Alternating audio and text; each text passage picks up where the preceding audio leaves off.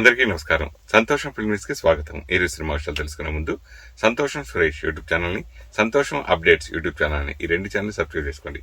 మరి ఈ రోజు సినిమా విషయాలు ఇప్పుడు మనం చూసేద్దాం. Dress courtesy by KLM fashion mall. జనవరి 10న సంక్రాంతి సందర్భంగా ప్రేక్షకుల ముందుకు రాబోతున్న గేమ్ చేంజర్ మూవీ ప్రమోషన్లో భాగంగా హీరో రామ్ చరణ్ అన్స్టాపబుల్ షోకు విచ్చేస్తున్నట్లు తెలుస్తోంది.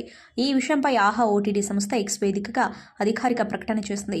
ఒరే చిట్టి బాబు వస్తున్నాడు, రీసౌండ్ ఇండియా అంతా వినిపించేలా చేయండి అంటూ ఆహా ఎక్స్ అకౌంట్ నుంచి పోస్ట్ వచ్చింది. దీంతో నందమూరి మెగా అభిమానులు ఆనందానికి అవధులు లేవని చెప్పాలి. ఈ షోకు వచ్చే వారితో బాలకృష్ణ చాలా చనువుగా మాట్లాడుతూ ఎవరికీ తెలియని వారి వ్యక్తిగత విషయాలను ప్రేక్షకుల ముందుకు తీసుకొచ్చే ప్రయత్నం చేస్తున్నారు. పేరులో ఎక్కడైతే పవర్ఫుల్ నెంబర్స్ ఉంటాయో అక్కడ విజయం తథ్యంగా ఉంటుంది, గెలుపు తథ్యం అన్న రీతిలో ఉంటుంది. ఈ మధ్యకాలంలో నేను చూసిన అద్భుతమైన నెంబర్ ఒక మూవీ టైటిల్లో ఉంది. ఆ మూవీ పేరే game changer. Mega power star, global star Ram Charan నటించిన ఈ సినిమా టైటిల్ చాలా అద్భుతంగా, సంఖ్యాపరంగా బ్రహ్మాండమైన నెంబర్స్తో కూడుకుంది కాబట్టి ఘన విజయాన్ని సాధించడం తథ్యంగా చెప్పుకోవచ్చు. గేమ్ చేంజర్ అనే స్పెల్లింగ్ని మనం ఎనాలిసిస్ చేస్తే GAMECHANGER గేమ్ చేంజర్ అనే ఈ పేరులో 11 అక్షరాలు ఉన్నాయి. ఈ 11 అక్షరాల్లో కూడా న్యూమరాలజీలో రెస్పెక్టివ్గా మేము క్యాలిక్యులేట్ చేసే సిస్టమ్స్ 2 రకాలు ఉంటాయి. ఈ 2 రకాల సిస్టమ్స్లోనూ కూడా అద్భుతమైన నెంబర్స్ ఉన్నాయి. ఒక సిస్టంలో 37వ నంబరు. 37వ నంబర్ అంటే అద్భుతమైన నాయకత్వ లక్షణాలతో కూడుకున్న విజయాన్ని, అధికారంతో కూడుకున్న అదృష్టాన్ని, బ్రహ్మాండమైన సక్సెస్ని, అంటే సక్సెస్ని సాధిస్తుంది అని చెప్పడంలో ఎటువంటి సందేహం లేదు. అంటే అన్నిటినీ దాటుకుంటూ టాప్ చైర్ని ఎక్కి కూర్చుంటుంది అని చెప్పడంలో ఎటువంటి సందేహం లేదు. ఒక సిస్టంలో 37వ నంబర్, ఇంకో సిస్టంలో 55వ నంబర్. అక్షరాలు 11, GAMECHANGER. ఈ 11 అక్షరాలు అంటే 11వ నెంబర్ని న్యూమరాలజీలో మాస్టర్ నెంబర్ అంటారు. దానికి 37వ నంబర్. 37వ నంబరు ఎంత అద్భుతమైన నెంబర్ అంటే ఆ 37వ నంబర్ ఒక వ్యక్తి పేరులో ఉన్నా, ఒక సంస్థ పేరులో ఉన్నా, ఒక టైటిల్లో ఉన్నా తప్పకుండా అది విజయాన్ని దక్కించుకొని తీరుతుంది, విజయాన్ని ఆక్రమిస్తుంది, రాజ్యాలను ఆక్రమించే నెంబర్ అది.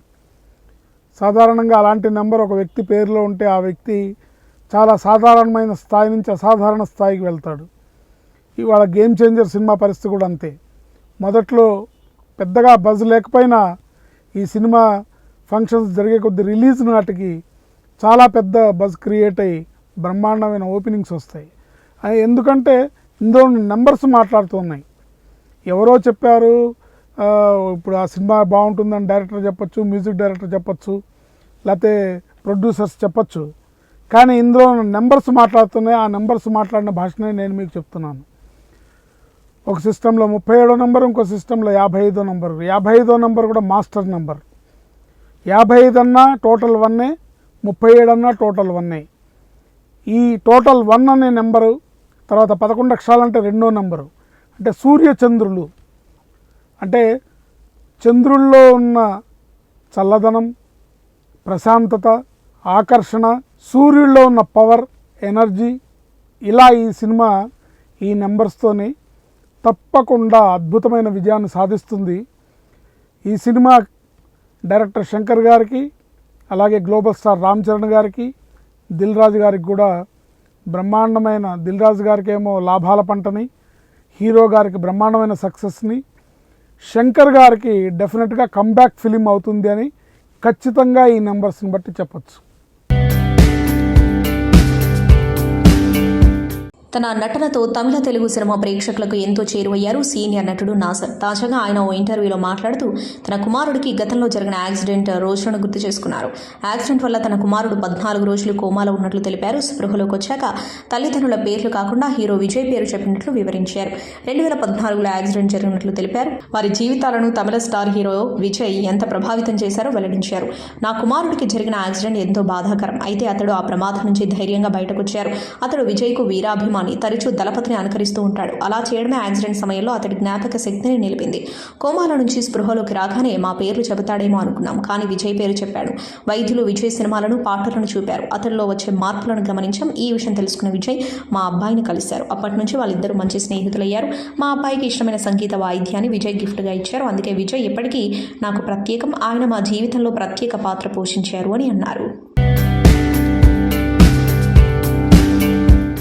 భారతదేశాన్ని ఈ ప్రపంచానికే ఒక కేంద్రంగా మార్చాలనే లక్ష్యంతో వేవ్స్ సమ్మిట్ను ఏర్పాటు చేసిన ప్రధానమంత్రి నరేంద్ర మోదీని ప్రశంసిస్తున్నారు బాలీవుడ్ సినీ ప్రముఖులు. ఇటీవలే మోదీ మన్ కీ బాత్ కార్యక్రమంలో భాగంగా భారత్లో తొలిసారి ప్రపంచ ఆడియో విజువల్ ఎంటర్టైన్మెంట్ సమ్మిట్ను నిర్వహిస్తున్నట్లు తెలిపారు. ఈ సందర్భంగా కథానాయకుడు అక్షయ్ కుమార్ ఇన్స్టా వేదికగా ఓ పోస్ట్ పెట్టారు. ఇది అద్భుతమైన ఆలోచన. మీడియా వినోద రంగాన్ని ప్రోత్సహించడం పట్ల ప్రధాని దార్శనికత అభినందించదగినది.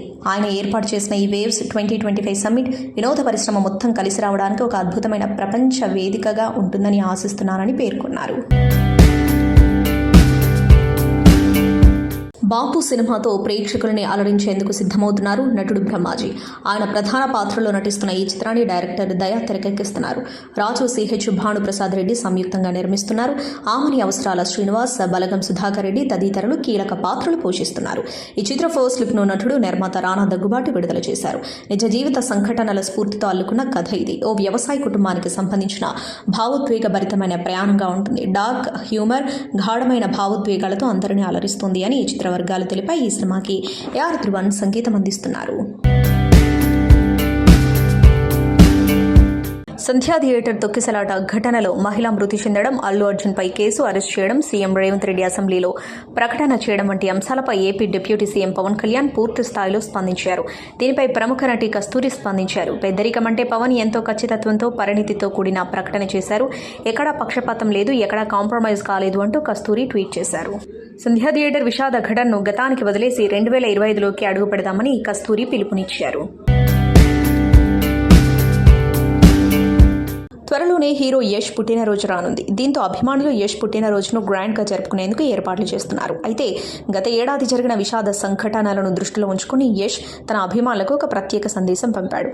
తన పుట్టినరోజున ఎలాంటి ఆడంబరాలు, హంగామా వద్దని సింపుల్గా సెలబ్రేట్ చేసుకోవాలంటూ యష్ సోషల్ మీడియా వేదికగా తన అభిమానులను కోరారు. నేను ప్రస్తుతం టాక్సిక్ సినిమా షూటింగ్లో బిజీగా ఉన్నాను. సినిమా పనుల వల్ల ఈ పుట్టినరోజున నేను ఊర్లో ఉండడం లేదు. దయచేసి మీ అందరికీ ఒక విన్నపం, నా పుట్టినరోజున ఫ్లెక్సీలు, బ్యానర్లు అంటూ ఎలాంటి హంగులు, ఆర్భాటాలు చేయవద్దు. మరోసారి నా మనసు గాయపడేలా ప్రవర్తించకండి. మీకు ఓ కుటుంబం ఉంది, వారికి మీ అవసరం ఉంది. వీలైనంత త్వరగా మీ అందరినీ కలుస్తాను. నూతన సంవత్సరం అందరికీ మంచి జరగాలని కోరుకుంటున్నాను అని అభిమానులను కోరారు యష్. కల్కి 2890 AD సినిమా షూటింగ్ త్వరలో మొదలు కానున్నదని బాలీవుడ్ నటి దీపికా పదుకోన్ షూట్లో పాల్గొనబోతున్నారని ఓ వార్త బాలీవుడ్ మీడియాలో చక్కర్లు కొడుతుంది. రీసెంట్గా ఈ వార్తపై స్పందించింది దీపికా పదుకోన్. కల్కి షూటింగ్ త్వరలో మొదలు కానున్నదని వినిపిస్తున్న మాటలో నిజం లేదు. నా వరకు ఎలాంటి సమాచారం లేదు కూడా. అయినా ప్రస్తుతం నా ఆలోచనలన్నీ నా కుమార్తె దువాపైనే ఉన్నాయి. తనను దగ్గరుండి చూసుకోవాలి. మా అమ్మ నన్ను ఎలా అయితే పెంచిందో అదేవిధంగా నా కూతుర్ని నేను పెంచాలి. తన ప్రతి క్షణాన్ని నేను ఆస్వాదించాలి అంటూ చెప్పుకొచ్చింది దీపిక.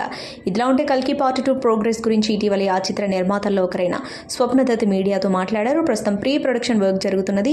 తొలి పార్ట్తో పాటు సెకండ్ పార్ట్ షూటింగ్ కూడా 35% పూర్తయింది. ఇందులో కూడా దీపికా పదుకొనే కొన్ని సన్నివేశాల్లో అమ్మగా కనిపిస్తారు. రెగ్యులర్ షూటింగ్ ఎప్పటి నుంచి ప్రారంభించాలనే దానిపై ఇంకా నిర్ణయం తీసుకోలేదంటూ క్లారిటీ ఇచ్చారు. దక్షిణాది భాషల్లో ఎన్నో సినిమాలతో అలరిస్తున్న కీర్తి సురేష్ బేబీ జాన్తో బాలీవుడ్కు ఎంట్రీ ఇచ్చిన విషయం తెలిసిందే. ఇటీవల ప్రేక్షకుల ముందుకొచ్చిన ఈ చిత్రం పాజిటివ్ టాక్ను సొంతం చేసుకుంది. తాజాగా ఈ చిత్రంలో అవకాశం గురించి కీర్తి మాట్లాడుతూ సమాంతకు థ్యాంక్స్ చెప్పారు. ఆమె వల్లే ఈ చిత్రంలో తనకు అవకాశం వచ్చిందన్నారు. తేరీ సినిమాకు రీమేక్గా ఈ చిత్రం రూపొందింది. దీని తమిళ వర్షన్లో హీరోయిన్గా సమాంత నటించారు. బేబీ జాన్ సినిమా హిందీలో రీమేక్ చేయాలని చిత్ర బృందం భావించగానే సమాంత నా పేరు చెప్పారు. తమిళంలో ఆమె పోషించిన పాత్రను హిందీలో నేను చేయడం ఆనందంగా ఉంది. ఈ సినిమాతో బాలీవుడ్కి ఎంట్రీ ఇవ్వడం ఎప్పటికీ మర్చిపోలేని అనుభూతి. ఈ విషయంలో సమాంతకు కృతజ్ఞతలు. తేరీలో సమాంత నటన నాకెంతో ఇష్టం. నిజాయితీగా చెప్పాలంటే ఈ రీమేక్ కోసం సమాంత నా పేరు చెప్పగానే భయపడ్డాను. కానీ ఆమె ఎంతో మద్దతు ఇచ్చారు. చిత్ర బృందం నా పేరు వెల్లడించగానే నువ్వు తప్ప ఈ పాత్రను మరెవరూ చేయలేరు అని తన ఇన్స్టా స్టోరీలో పెట్టారు. ఆ సందేశంలో నాలో నమ్మకాన్ని పెంచింది. ఉత్సాహంగా దీని షూటింగ్లో పాల్గొన్న ఆమె ఇచ్చిన ధైర్యంతోనే చిత్రీకరణ పూర్తి చేశా. ఆమె స్ఫూర్తితోనే ముందుకు సాగుతున్నా అని వివరించారు. న్యూ ఇయర్ వేళ సినీ నటుడు ప్రభాస్ ప్రత్యేక వీడియో రిలీజ్ చేశారు. తెలంగాణ ప్రభుత్వం తరపున డ్రగ్స్పై అవగాహన కల్పిస్తూ ఒక వీడియోను విడుదల చేశారు. అందులో డ్రగ్స్తో కలిగే అనార్థాలను వివరించారు. లైఫ్లో మనకు బోలెడన్ని ఆనందాలు ఉన్నాయి, జీవితంలో కావాల్సినంత ఎంటర్టైన్మెంట్ ఉందని ప్రభాస్ తెలిపారు. మనల్ని ప్రేమించే, మన కోసం బతికే వాళ్ళు ఉన్నప్పుడు జీవితాన్ని నాశనం చేసే డ్రగ్స్ అవసరమా డార్లింగ్స్ అని ప్రశ్నించారు. మాదక ద్రవ్యాలకు నో చెప్పాలని పిలుపునిచ్చారు. మీకు తెలిసిన వాళ్ళు ఎవరైనా డ్రగ్స్కు బానిసలైతే టోల్ ఫ్రీ నెంబర్ 8712671111కు కాల్ చేయాలని సూచించారు. డ్రగ్స్ బాధితులకు ప్రభుత్వం అండగా ఉంటుందని తెలిపారు. బాధితులు కోలుకునేలా ప్రభుత్వం చర్యలు చేపడుతుందని స్పష్టం చేశారు. లైఫ్లో మనకి బోల్డైన ఎంజాయ్మెంట్స్ ఉన్నాయి, కావలసినంత ఎంటర్టైన్మెంట్ ఉంది. మనల్ని ప్రేమించే మనుషులు, మన కోసం బ్రతికే మన వాళ్ళు మనకు ఉన్నప్పుడు ఈ డ్రగ్స్ అవసరం అండి. Say no to drugs today. మీకు తెలిసిన వాళ్ళు ఎవరైనా డ్రగ్స్కి బానిసలైతే ఈరోజు ఈ టోల్ ఫ్రీ నెంబర్కి కాల్ చేయండి. వారు పూర్తిగా కోలుకునే విధంగా తెలంగాణ ప్రభుత్వం చర్యలు చేపడుతుంది. మంచు ఫ్యామిలీ మరో వివాదంలో ఇరుక్కుంది. మంచు విష్ణు సిబ్బంది అడవి పందులను వేటాడటం ఇప్పుడు వైరల్గా మారింది.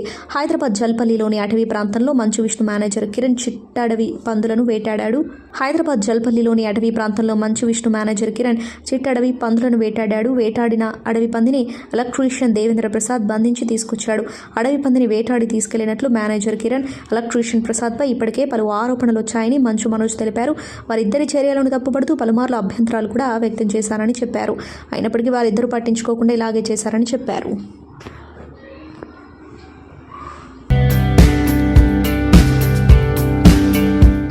శివకార్తికేయన్, సాయి పల్లవి ప్రధాన పాత్రలో నటించిన చిత్రం అమరన్. ఈ ఏడాది దీపావళి కానుకగా ప్రేక్షకుల ముందుకొచ్చిన ఈ సినిమా విజయాన్ని సాధించింది.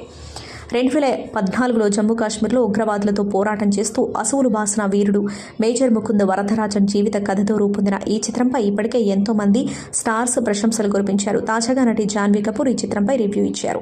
ఈ ఏడాదికి అమరన్ బెస్ట్ చిత్రమని పేర్కొన్నారు. ఈ సినిమా చూడటం కొంచెం ఆలస్యమైంది. ఈ చిత్రంలో ప్రతి సన్నివేశం భావోద్వేగంతో నిండి ఉంది. ఒక మంచి సినిమాతో ఈ ఏడాది ముగించాను. అమరన్ నా హృదయాన్ని కదిలించింది. ఇందులోని ఎమోషన్స్ నా హృదయాన్ని బరువెక్కించాయని రాసుకొచ్చారు. నందమూరి బాలకృష్ణ హోస్ట్గా చేస్తున్న టాక్ షో అన్స్టాపబుల్. తాజాగా ఈ షోలో తన అప్కమింగ్ మూవీ డాకు మహారాజ్ టీంతో కలిసి బాలయ్య సందడి చేశారు. ఈ ఎపిసోడ్ తాలూకు స్పెషల్ ప్రోమోను తాజాగా ఆహా విడుదల చేస్తుంది. ఇందులో దర్శకుడు బాబీ కొల్లి, సంగీత దర్శకుడు తమన్, నిర్మాత సూర్యదేవర నాగవంశీ తమదైన శైలిలో సందడి చేసి ప్రేక్షకులను అలరించారు. ఈ ప్రోమోలో తమన్ను బాలయ్య ఆట పట్టించడం హైలైట్గా నిలిచింది.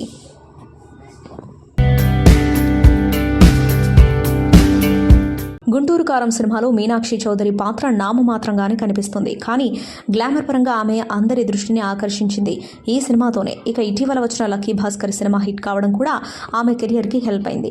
ఈ సినిమాను ఆడియన్స్ ఇంకా మర్చిపోకముందే వెంకటేష్ సరసన చేసిన సంక్రాంతికి వస్తున్నాం సినిమా ఈ పండగకి థియేటర్లో దిగిపోనుంది. సంక్రాంతికి వస్తున్నాం సినిమా పాటలు ఇప్పటికే జనంలోకి దూసుకుని వెళ్లాయి. అటు మాస్ను, ఇటు ఫ్యామిలీ ఆడియన్స్ను దృష్టిలో పెట్టుకుని రూపొందిన ఈ సినిమాపై భారీ అంచనాలున్నాయి. సినిమా హిట్ అయితే ఆమె టాప్ పొజిషన్కి వెళ్లడం ఖాయమనే అభిప్రాయాలు వినిపిస్తున్నాయి. ఓవైపు చిత్ర పరిశ్రమలో పాన్ ఇండియా ట్రెండ్ కొనసాగుతున్నా మరోవైపు Bollywood versus south India movies టాపిక్పై చర్చ జరుగుతూనే ఉంది. తాజాగా ఓ ఛానల్ నిర్వహించిన నిర్మాతల రౌండ్ టేబుల్లో పాల్గొన్న నాగవంశీ, బోనీ కపూర్ దానిపై ప్రత్యేకంగా మాట్లాడారు. ఇరువురి కామెంట్స్కు సంబంధించిన వీడియోలు నెట్టింట వైరల్గా మారాయి. బోనీ కపూర్ మాట్లాడుతూ దక్షిణాది సినిమాలకు ఓవర్సీస్లో మంచి మార్కెట్ ఉంది. తెలుగు చిత్రాలకు యూఎస్, తమిళ మూవీలకు సింగపూర్, మలేషియా, గల్ఫ్లో మార్కెట్ బాగుంటుంది అని పేర్కొన్నారు. గల్ఫ్లో మలయాళం సినిమాలకే బిగ్గెస్ట్ మార్కెట్ ఉంటుందని నాగవంశీ అన్నారు. అనంతరం బాలీవుడ్ గురించి అభిప్రాయం వ్యక్తం చేశారు. South India film makers, actors బాలీవుడ్పై ప్రభావం చూపారు. బాహుబలి, RRR, పుష్ప 2 లాంటి చిత్రాలతో మార్పు చూసి ఉంటారు. యానిమల్, జవాన్ సినిమాలు దక్షిణాది దర్శకులు తెరకెక్కించినవే. హిందీ చిత్ర పరిశ్రమ ముంబైకే పరిమితమైంది అని కామెంట్ చేయగా బోనీ కపూర్ దాన్ని అంగీకరించలేదు. అమితాబ్ బచ్చన్కు తాను పెద్ద అభిమానిని అల్లు అర్జున్ చెప్పిన విషయాన్ని గుర్తు చేశారు. దానిపై నాగవంశీ స్పందిస్తూ షారూఖ్ ఖాన్, చిరంజీవికి అల్లు అర్జున్ పెద్ద అభిమాని అని తెలిపారు. తెలుగు, తమిళ్, హిందీ ఇలా ఏ భాషలో తెరకెక్కినా ప్రేక్షకులకు ఏది నచ్చితే అదే మంచి సినిమా అని నేను నమ్ముతా. ఈ రోజుల్లో మరాఠీ చిత్రాలు సైతం 100 కోట్లు వసూలు చేస్తున్నాయి. ప్రేక్షకుల అభిరుచికి తగ్గట్టు సినిమా వ్యాపారంలో మార్పులు చోటు చేసుకుంటున్నాయి అని బోనీ కపూర్ పేర్కొన్నారు. చక్కటి ఆరోగ్యం, తెరపై ఫిట్గా కనిపిస్తామనే ఆత్మవిశ్వాసం ఉంటే కథానాయకులకు వయసు ఏమాత్రం సమస్య కాబోదని చెప్పారు నటుడు మోహన్ లాల్. స్టార్డమ్ సంపాదించుకున్న హీరోలు ఇండస్ట్రీలో చాలా కాలం రాణిస్తారు కాబట్టి ఈ విషయం గురించి ఆలోచించొద్దన్నారు. ఆయన మాట్లాడుతూ ఈ ట్రెండ్ ఇండస్ట్రీలో ఎన్నో ఏళ్ల నుంచి ఉంది. ఆరోగ్యం సహకరిస్తే 100 ఏళ్ల వరకైనా నటించొచ్చు. నటీనటులకు పాత్రల ఎంపిక చాలా ప్రధానం. క్యారెక్టర్లు కంఫర్టబుల్గా ఫీల్ అవ్వడం ముఖ్యమైన అంశం. వీటి ఆధారంగానే తమ పక్కన నటించే వారి గురించి నిర్ణయం తీసుకోవాలి. ప్రేక్షకుల ఆదరణ ఉంటే ఇలాంటి విషయాల గురించి పెద్దగా పట్టించుకోవాల్సిన అవసరం లేదు అని చెప్పారు. ప్రముఖ సినీ నటి రెజీనా కసాండ్రా తెలుగులోనే కాకుండా తమిళ, మలయాళ, కన్నడ చిత్రాల్లో కూడా నటించి ప్రత్యేకమైన గుర్తింపును తెచ్చుకుంది. పలు చిత్రాల్లో ఐటమ్ సాంగ్స్లో కూడా రెజీనా మెరిసింది. వెబ్ సిరీస్లలో కూడా నటిస్తూ బిజీగా ఉంటుంది. తాజాగా ఆమె మాట్లాడుతూ తన జీవితానికి సంబంధించిన ఓ కీలక విషయం గురించి చెప్పింది. పుట్టినప్పుడు తాము ముస్లింగా ఉన్నానని, ఆ తర్వాత క్రిస్టియన్ మతంలోకి మారానని రెజీనా తెలిపింది. తన తండ్రి ముస్లిం అని, తన తల్లి క్రిస్టియన్ అని, ఇద్దరూ ప్రేమ వివాహం చేసుకున్నారని చెప్పింది. తన తండ్రి ముస్లిం కాబట్టి పుట్టినప్పటి నుంచి ముస్లిం మతస్థురాలిగా పెరిగారని తెలిపింది. తనకు 6 ఏళ్ల వయసున్నప్పుడు అమ్మా నాన్న విడిపోయారని, దీంతో అమ్మ మళ్ళీ క్రిస్టియన్గా మారి తన పేరు రెజీనాకు కసాండ్రాను జత చేసిందని వెల్లడించింది. అప్పటి నుంచి తాను క్రిస్టియన్గా ఉన్నానని చెప్పింది. జబర్దస్త్లోకి రావడానికి ముందే 30 నుండి 40 సినిమాలలో చిన్నా చితకా వేషాలు వేశాను కానీ గుర్తింపు రాలేదు అన్నారు చమ్మక్ చంద్ర.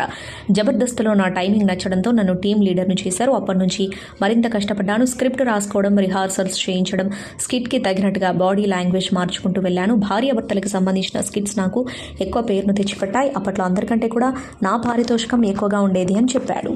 సంతోషం సురేష్ యూట్యూబ్ ఛానల్ ద్వారా ఎక్స్క్లూజివ్ ఇంటర్వ్యూని, ఎక్స్క్లూజివ్ లైవ్ షోస్ని, ఎప్పటికప్పుడు కొత్త విశేషాలని మీకు అందించడం జరుగుతుంది. మీ మొబైల్ యూట్యూబ్కి వెళ్ళి సంతోషం సురేష్ అని టైప్ చేయండి. అలాగే సంతోషం అప్డేట్స్ అని టైప్ చేయండి. ఈ 2 ఛానల్ని సబ్స్క్రైబ్ చేసుకోండి. ఎప్పుడు న్యూస్ అప్డేట్ చూసేయండి. Thank you. Dress courtesy by KLM fashion mall.